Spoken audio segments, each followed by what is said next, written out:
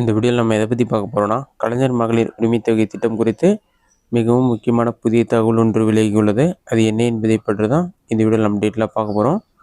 தமிழக அரசு தாக்கல் செய்த பட்ஜெட்டில் பார்த்தீங்கன்னா, மகளிர் உரிமைத் தொகை திட்டத்தில் விடுபட்டவர்கள் யாராக இருந்தாலும் உரிய தகுதிகள் இருந்தால் கலைஞர் மகளிர் உரிமைத் தொகை திட்டத்தில் சேர்த்து கொள்ளப்படுவார்கள் என்று அறிவிக்கப்பட்டுள்ளது. கூடிய விரைவில் பார்த்தீங்கன்னா அவர்கள் எப்படி விண்ணப்பிக்கலாம் என்பது குறித்து அறிவிப்பு வெளியாகும். அப்போது சிறப்பு முகாம் அல்லது இ-சேவை மையம் மூலம் இந்த திட்டத்திற்கு விண்ணப்பிக்கிற மாதிரி இருக்குன்னு சொல்லியிருக்காங்க. அடுத்ததான் மகளிர் உரிமை தொகை திட்டத்தில் விண்ணப்பிக்க யாரெல்லாம் தகுதியானவர்கள் யாரெல்லாம் தகுதியற்றவர்கள் என்பது குறித்து அவங்களோட அஃபிஷியல் வெப்சைட்டில் அப்டேட் பண்ணிருக்காங்க. அந்த டீட்டெயில்ஸ் எப்படி செக் பண்ணுறது என்பதை பற்றி பார்க்கலாம்.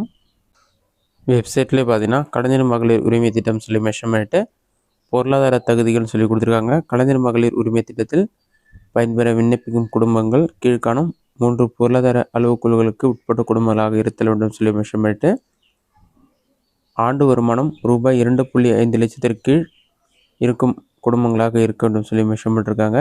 அதற்கு மேலே தான் நீங்கள் அப்ளை பண்ண முடியாது. நெக்ஸ்ட்டு 5 ஏக்கருக்கு குறைவாக நென்சை நிலம் அல்லது 10 ஏக்கருக்கு குறைவாக நென்சை நிலம் இருக்கணும்னு சொல்லியிருக்காங்க. ஆண்டிற்கு வீட்டு உபயோகத்திற்கான மின் பயன்பாடு பார்த்தீங்கன்னா 3600 யூனிட்டுக்கு குறைவாக இருக்க வேண்டும் சொல்லி மென்ஷன் பண்ணிட்டு இந்த பொருளாதார தகுதிகளுக்கு நீங்கள் தனியாக எந்த ஒரு வருமான சான்றிதழ் சமர்ப்பிக்க தேவையில்லை. ஜஸ்ட் அப்ளிகேஷன் ஃபார்ம் மட்டும் ஃபில் பண்ணி சப்மிட் பண்ணால் போதும்னு சொல்லி மென்ஷன் பண்ணிருக்காங்க.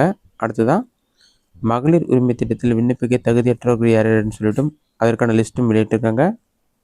அதில் என்னென்ன சொல்லியிருக்காங்கன்னா ரூபாய் 2.5 லட்சத்திற்கு மேல் ஆண்டு வருமானம் ஈட்டும் குடும்பங்களை விண்ணப்பிக்க தகுதியற்றவர்கள், குடும்பத்தில் ஆண்டு வருமானம் ரூபாய் 2.5 லட்சத்திற்கு மேல் ஈட்டி வருமான வரி கணக்கு தாக்கல் செய்பவர்கள் மற்றும் வருமான வரி செலுத்துபவர்கள் பார்த்தீங்கன்னா இந்த திட்டத்திற்கு விண்ணப்பிக்க தகுதியற்றவர்கள் சொல்லி மென்ஷன் பண்ணிருக்காங்க.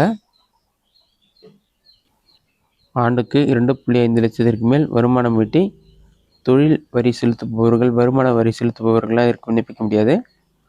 அடுத்ததாக மாநில அரசு ஊழியர்கள், பொதுத்துறை நிறுவனங்கள், வங்கிகள் ஊழியர்கள், வாரியங்கள், உள்ளாட்சி அமைப்புகள், கூட்டுறவு அமைப்புகளின் ஊழியர்கள் மற்றும் அவற்றின் ஓய்வூதியதாரர்களெல்லாம் இதற்கு அப்ளை பண்ண முடியாது. அடுத்ததாக தேர்ந்தெடுக்கப்பட்ட மக்கள் பிரதிநிதிகள், ஊராட்சி மன்ற வார்டு உறுப்பினர்களை தவிர பாராளுமன்ற உறுப்பினர்கள், சட்டமன்ற உறுப்பினர்கள், மாவட்ட ஊராட்சி தலைவர்கள், ஊராட்சி உறுப்பினர்கள், ஊராட்சி ஒன்றிய தலைவர்கள், மாநகராட்சி, நகராட்சி, பேரூராட்சி தலைவர்கள் மற்றும் உறுப்பினர்களாக இதற்கு அப்ளை பண்ண முடியாது. அவங்களுடைய குடும்பமும் அப்ளை பண்ண முடியாது. சொந்த பயன்பாட்டுக்கு கார், ஜீப், டிராக்டர், கனரக வாகனம் போன்ற 4 சக்கர வாகனங்கள் வைத்திருப்பவரும் இதற்கு அப்ளை பண்ண முடியாது. ஆண்டுக்கு 50 லட்சத்திற்கு மேல் வருமானம் ஈட்டும் ஜிஎஸ்டி செலுத்துபவர்களும் இந்த திட்டத்திற்கு அப்ளை பண்ண முடியாதுன்னு சொல்லி மென்ஷன் பண்ணிருக்காங்க. இவர்களெல்லாம் இந்த திட்டத்திற்கு விண்ணப்பிக்க தகுதியற்றவர்கள்.